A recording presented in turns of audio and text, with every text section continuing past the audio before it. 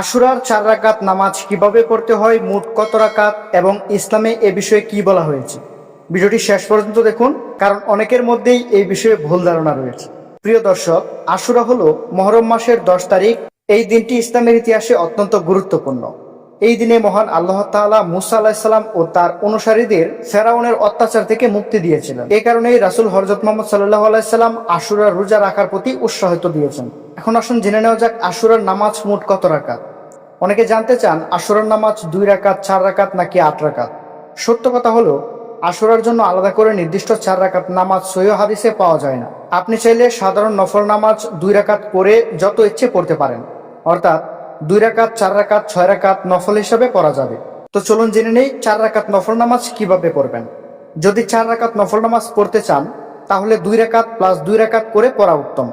প্রথম 2 রাকাত প্রথমে নিয়ত করবেন, আমি আল্লাহর সন্তুষ্টির জন্য 2 রাকাত নফল নামাজ আদায় করছি, আল্লাহু আকবার বলে নিয়ত করবেন। তারপর তাকবীরে তাহরিমা আল্লাহু আকবার বলবেন, সানা পড়বেন, কোরআন থেকে সূরা ফাতিহা প্লাস অন্য যে কোনো একটি সূরা পড়বেন। পরে রুকু দিবেন, সিজদা দিবেন এবং দ্বিতীয় রাকাত একইভাবে শেষ করবেন। এভাবে আপনারা প্রথম এবং দ্বিতীয় রাকাত নামাজ পড়বেন। আশুরার দিনে সবচেয়ে গুরুত্বপূর্ণ আমল হচ্ছে রোজা রাখা। রাসূল সাল্লাল্লাহু আলাইহি সাল্লাম বলেছেন, আশুরার রোজা আগের 1 বছরের গুনাহ মাফের ওসিলা হতে পারে। তাই 9, 10 মুহররম অথবা 10 ও 11 মুহররম রোজা রাখা উত্তম। আল্লাহ আমাদের সবাইকে সঠিক আমল করার তৌফিক দান করুক, আমিন। ভিডিওটি ভালো লাগলে লাইক দিন, শেয়ার করুন এবং ইসলামিক ভিডিও পেতে চ্যানেলটি সাবস্ক্রাইব করুন।